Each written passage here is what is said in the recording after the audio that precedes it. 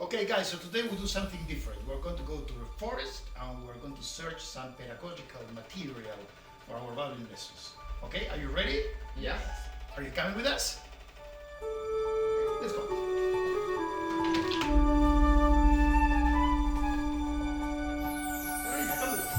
Okay.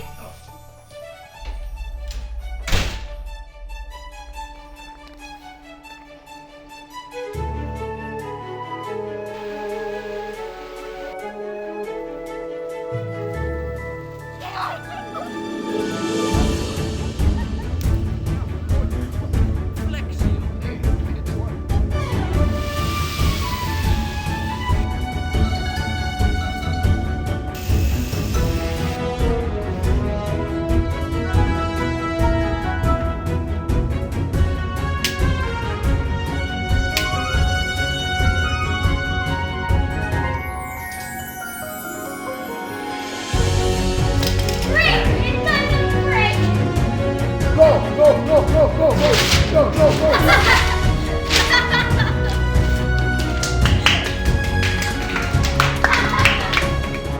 Okay guys, believe it or not, we're going to talk about sound production. So, I would like to explain you the difference between active and passive forces. So now, I want you to put hands against hands, yeah?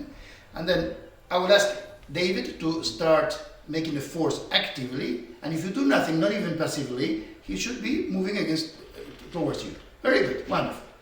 Now we'll do something different. He's going to push again, actively, and you are going to resist his forces, okay? So, slowly, gently, you force. Very good. Who is pushing more? Me. No, because if it was you pushing more, you will be moving towards her, right? Yeah. So, I mean, you push again. The difference is that you are pushing actively and she is pushing passively, but you are really both pushing the same. See how we can apply this into the violin playing and sound production, okay? Very good. Let's go for it. You notice it's a bit of a different class, so we have a bit of equipment here on the table. And I would like to call to the blackboard one of you and to tell me what similarities you found between the violin bow, this branch that we talked the other day when we did our research and we did our forest tour, okay, and an archery bow, which we have here, right?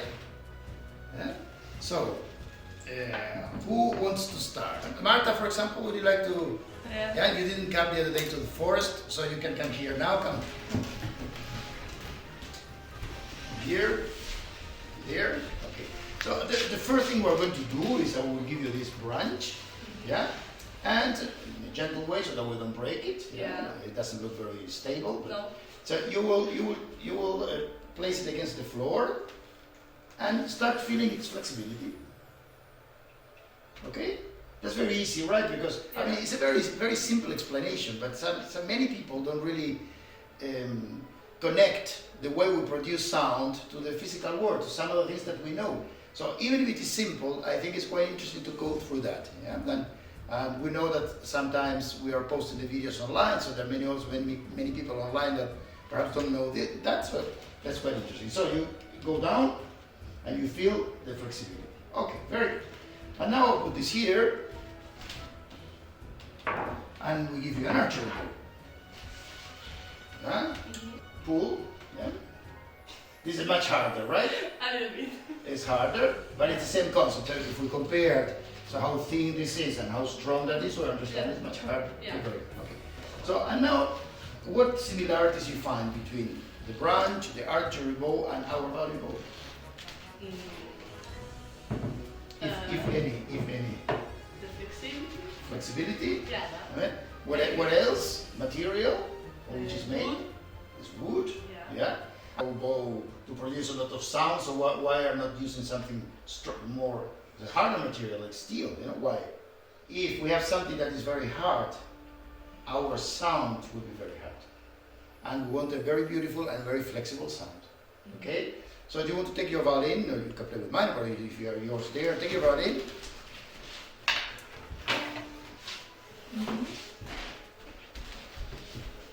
And now put the violin in position, and then you see we have your bow. Your bow is made out of wood, and it's flexible. So if we want to find a similarity, we can say we push down until the wood touches the hair, right? Yeah, and you see it's exactly the same we're doing with that. Yeah. Push down, yeah. Okay? But you see that, for example, now this branch is on that table. I couldn't push down if the table was not there. Yeah. I demonstrate. Yeah? So, I know my question, which is the table of a bow. Violin is not a bad answer. My arm. Yeah, well, you already know the answer, yeah, more or less, because we Yeah. went through in the lessons. But most people say the string, which is a good answer, because you're there, you put the violin on the bow on the string, right? So it's the string. But where is the string? The string is fixed to the violin. So it would be even a better answer to say it is the violin. However, the violin is lying, as you said before, on our left hand. So the real table of our bow is the left hand. And this is where perhaps some new ideas start to be quite interesting. Yeah, and to approach practicing in a different way. So now, we want to bend the bow, to use the whole flexibility. So you need to play, just put the violin in position. You place the bow on the string. Very good. And without playing, start rotating your arm until the wood touches the hair. Very good. Very good. Very good. Now, what we're doing is we are pressing down, and the only thing you have to be aware that your violin doesn't move down. This is very often the reason why we push the violin up. Violin up. Yeah, because imagine you're here, you try to press down, and every time you press down, the violin goes down. So the tension here in between will disappear, right? It's like if I'm doing that, yeah, and someone, when I try to push down, moves the table away. So I automatically will lose the tension. Yeah. Okay? Very good. But we can do something else. Because if you see, and now we are going to need another assistant for the bow. For example, let's call Diego. Come here, Diego. Diego is a strong guy. So Diego, you take the bow normally, and you shoot an arrow. Yeah? We don't have an arrow. If you want, you can be like that. Yeah? No. It's just for the you get to the side. And what I want you to do is one thing, you know. Now you will not move the bow. You will just pull the rope. Yeah? Try that. Yeah? Pull the rope. Very good.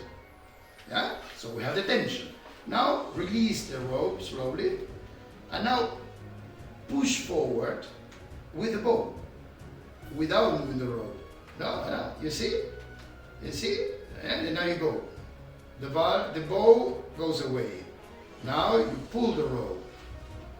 So practically it's the same, right? Can you now do both? Which is you normally do. Exactly. Okay, thank you very much. You can sit down and even take the bow with you. Yeah. Very good, thank you. So what he did is interesting, because how can we use a violin play? He said, okay, option one, we put the violin in position and we push down to the violin with the bow. Option two, we do violin against the bow. So we try not to move the bow, but we push the violin up, also until the wood touches the hair. You see it? Yeah?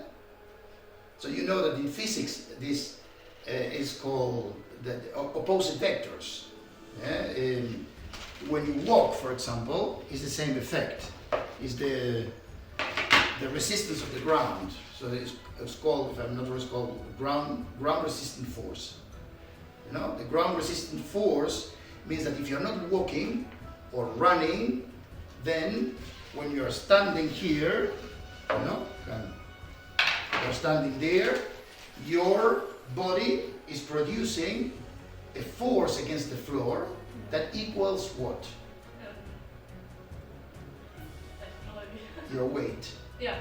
You know, if you're heavier, it's more force. You know, if you're thinner, it's less force. And the other day we did this experiment with Carolina. Come, Carolina, do you remember that we did with you the experiment with that paper corridor that would Oh, be yeah. raised off the ground? Yeah. And what happened when you tried to walk on the paper? Well, it broke. It broke, yeah? And why did it break? It was too thin and I was too heavy. And you were too heavy. Yeah, this is the obvious answer, right? It was too thin, it was too heavy. We can try to think of a bit more advanced answer, which is that the paper, the material, has a certain very good, has a certain resistance, and when the force that goes down is greater than the resistance that the material offer, then it breaks. So that was a very simple example, which anyone can understand it, and even so we built the paper corridor and we had a lot of fun with that, right? Yeah. But we can also imagine that this is a ceiling that apparently is very resistant, and I certainly hope it is. But if we, for walking on top, but if we have a big truck on top of that, it might break as easily as the paper broke. So now, what we have to consider is that at the moment the sound disappears, the violin sound disappears. If you want to sit down again, you're more comfortable there. Yeah, sit down. At the moment that the sound disappears, we can also call it the sound breaks. Yeah? So let's say you try to produce tension, but you lose the ground, you lose the table, you lose the floor, so the sound disappears. Okay? Not every sound we produce is very tense, because we have one color that we call, how do we call it? The flautando, for example. Can you make us a little demonstration of the flautando? Yeah? Take the violin. Think this. Let's go. So how would it be a flautando sound? Yes? What do you know? For example, here, when you know, how would be flautando? Without the pressure. Without the pressure, very good. And what else do we use when we want to produce a flautando sound? A lot of speed. A lot of speed in the bow, yeah, because we have this triangle, we have the three important components of the sound production. And we know that the three legs of the tripod that builds the sound production are the speed, the pressure, and the point of contact. Very good. Eh? And generally, when we're just one of the elements, we need to adjust the other two. So let's say if we're producing a flautando note, something like this, you know, with very, very high speed in the bow, we do. You see, we have to be where? At the fingerboard, right? So away from the bridge, you know? Because if we try to do the same very close to the bridge, what happens? Can you show us a flautando, whatever, something?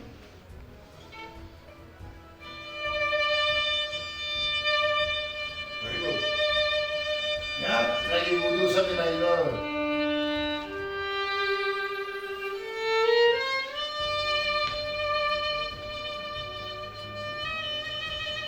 Can you now play the same in forte, for example? Re, sol, la, si, do, re, in forte. But in one bow,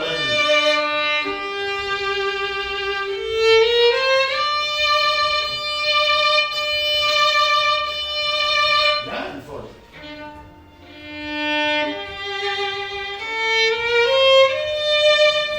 Very good. Wonderful. You hear the difference. What are you doing with the right hand for playing forte? One thing you're doing, you're getting closer to the bridge, so it's the point of contact. The other thing, I had the impression regarding the speed, Stella, his bow was going faster or slower in forte? Slower, I think. Slower, very good. So he needed more sound. The bow went slower, went closer to the bridge, and what else? Also, he was He having used- more pressure. More pressure. Wonderful. Okay, now David, we're going to make one exercise. And the exercise we'll make is this. First, you put the violin in position and you search with the bow against the violin. So you go down until you feel the whole tension, that you cannot push more, so until the wood touches the hair, right? And you do and release.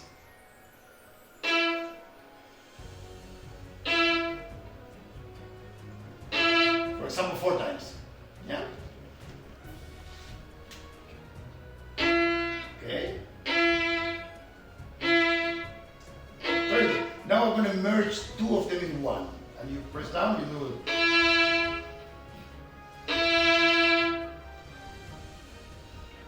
Yeah, the far way. You need to be more search the ideal point of contact, because there is an ideal point of contact. And we realize what the ideal point of contact is, for example, when we listen to someone like Henrik Schering. Yeah, his sound production is so perfect, is so pure, and is so beautiful that you know that he's for any element to the maximum possible. So the violin cannot sound more free, can sound more beautiful. Well, generally he doesn't play too much of flautando, but of course he does sometimes. So you need to find the point of contact where the violin sounds fuller.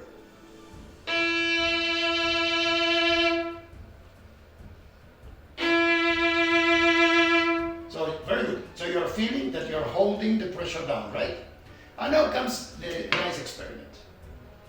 Instead of pushing down with the bow, you're going to search for that tension, pushing up with the violin against the bow. So the only thing, of course, you need to be aware of it, that when you do like that, don't allow the bow to move all the time up, right? So you're there, we search with the violin up, also until the wood touches the hair.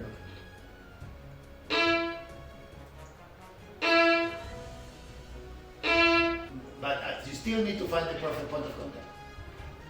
Wonderful. Go. Okay. Up. I would like to see. Yeah, but you see, actually it's violin against the bow. So the violin against the bow, we can say is up on the D string, or is up on the G string. But how is it on the E string? It's more to the sides, right?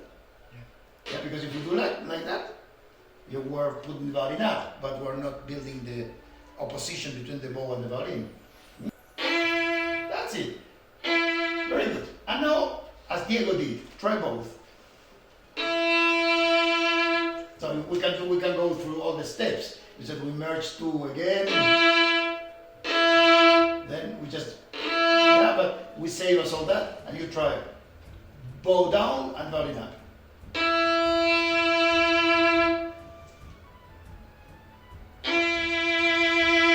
Very good. So one of the things that happens when you're doing that, when you're playing that way, is that suddenly your neck is free. Because we're really producing the tension between the bow and the violin there, and our neck is free. You see, so how often, Stella, can you tell us, come here for a second, and tell us your story. You know, I know it has been how long that you were here? For some months, like 6 months. 6 months. And the other day I talked to your mom, and she said that you went through a nightmare of doctors and therapies. I think is that true? Yes. Yeah. Yeah. Was your mom saying the truth? Yeah, it was true. I'm sure she was. Okay. And what was the problem? And it was painful. Was painful. What was painful? Yeah. And I had pain in my arm, my shoulder, and the whole arm. Mm-hmm. But I knew that I was doing something wrong, but I didn't know what. What was wrong? Yeah. Okay. And here we discovered that what she was doing wrong was what? What would be your opinion? I'm asking them all the time because I want them to participate, and also because when you learn a great deal when you teach. So if you have to explain something to someone else, then you can be sure that you understood it yourself. Sometimes if you understand, yes. Can you explain it? No. Then we can doubt about how well things are understood, you know. But what would you say was the causing her pain? You know, The neck. the neck. Was Usually she's always with the neck. holding Holding the violin with the Hold the violin with the neck. So, for example, imagine that you are in position, and I tell you, you can't use your left hand, okay? You have to hold the violin. The violin is not very heavy, right? No. You can do that without much effort. Yeah? What about if I start hanging here? I'm a bit more heavy. You know, I shouldn't be, but unfortunately I am. So, look, I start hanging, and I tell, don't allow the violin to go down. Hold it with the neck. And I go, hold, more. Now suddenly it starts to disturb, right? And people don't realize that this is exactly what they're doing when their technique is in a way that instead of holding the violin in the hand, yeah, we are hanging from the neck. For example, when we try to vibrate, we try to make the vibrato movement, we try to vibrate, and we hang on the violin. And when we hang, all this work goes to the neck. Okay? Right? So I'm very happy that you are healthy. Any pain now? No, I have, yeah. Nothing. No pain. That's a happy customer. Very good. Thanks a lot. Thank you, David. Thank you. Well, we can make a little break now. Yeah, a little break, and then we think what to talk about next. Yeah, make a little break. There are more things that we have to see about the sound production, about the colors, and then if we want to do it well, we have to see how to mix then all this information and ways of practicing. You know, for example, one thing that we could do is to increase the distribution of the bow with the phrasing. Yeah, Joan, can you show us a little bit of maybe Sergico, say something, you know? First play it with the equal distribution of the bow. I would go lam, something like that. That's right. Another one.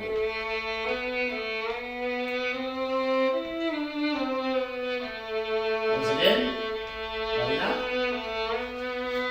As well as bowing up, you can free the head, right? Yeah.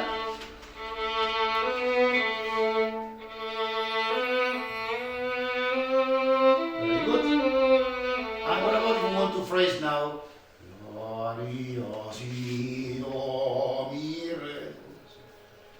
So, crescendo to the tip, diminuendo to the front.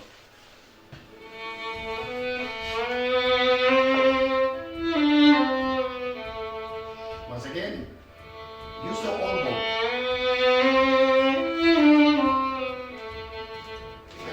I see you like that. We want Stella's medicine, yeah?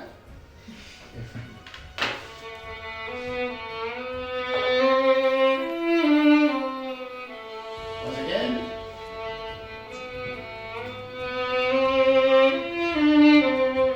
It works, right? So you are needing more or less half the bow for one note. And now we do the contrary. We do la, si, do, diminuendo to the tip. And crescendo to the front. Okay, which one from both was easier? Why? Because crescendo for the rock is easier. It's easier because at the tip we don't have the bow is light. Yeah, but here it's heavy because it's the whole weight of our arm. That's why great conductors sometimes what they do instead of pretending that everyone improves the bow technique, what they do is whenever they have a crescendo they put up bow, and when they have a diminuendo they put down bow, and it works, you know, because naturally we always do that. Yeah, so that's why it's even written on the books from Leopold Mozart, who was the father of Wolf and the famous Mozart. And he said that one of the most difficult things is to sustain the sound. So if you're there, you have to.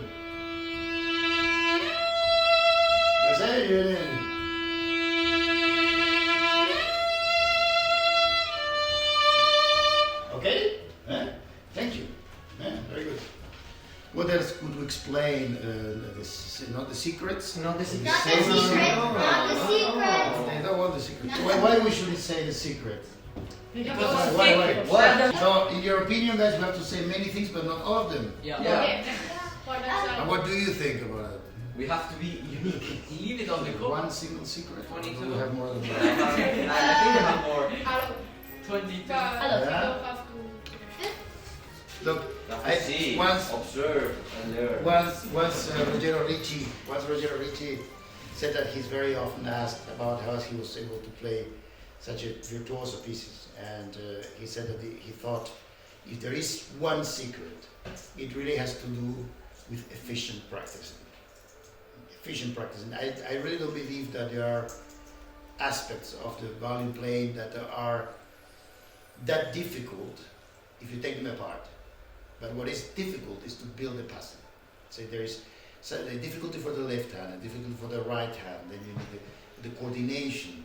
Then there are the musical aspects. Then, then to put all the things together, it what makes violin playing probably very difficult. But if you really split in parts the difficulty, which is actually what we try to do when we practice. When we practice, and we practice well, we always try to reduce difficulties to its most simple form, right? So if we have, for example, whatever, a passage that has a certain stroke together with the difficulty of the left hand, I said, okay, just do it on open strings, or do it on the first note of the group.